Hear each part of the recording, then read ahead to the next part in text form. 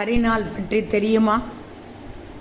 அதன் ரகசியம் என்னவென்று தெரியுமா? அப்படி என்ன இருக்கு தெரிந்து கொள்ளுங்கள்.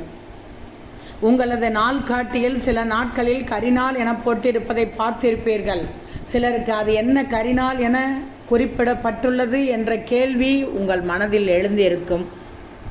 சில விஷயங்களை எச்சரிப்பதற்காகவே நாள்காட்டிகள் அப்படி கூறுகிறது. சில சிக்கல்களிலிருந்து எளிதாக புரிந்து கொண்டு தப்பித்துக் கொள்வதற்காகத்தான் இந்த கரிநாளும் ஒன்று. கரிநாள் என காலண்டரில் குறிப்பிடப்பட்டிருக்கும் தினத்தில் ஒரு முக்கியமான இயற்கை மாறுபாடு இருப்பதாக ஆன்மீகம் கூறுகிறது.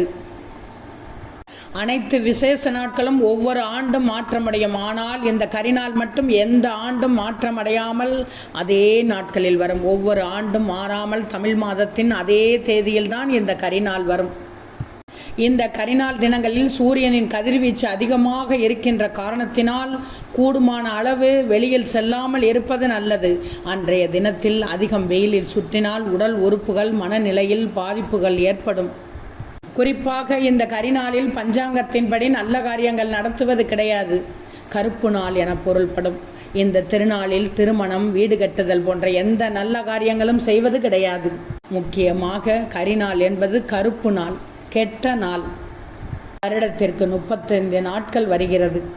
இந்த கரிநாளின் முக்கியத்துவமே திருமணம், வீடு கட்டுதல், புது வேலைக்கு செல்லுதல் போன்ற நல்ல காரியங்களில் ஈடுபடக்கூடாது என ஜோதிட சாஸ்திரம் கூறுகிறது. இது ஒரு நம்பிக்கை மற்றும் கலாச்சார பழக்கமாகவே பின்பற்றி வருகிறது. இருப்பினும் சிலர் இந்த கரிநாட்களுக்கு அவ்வளவு முக்கியத்துவம் கொடுப்பது கிடையாது.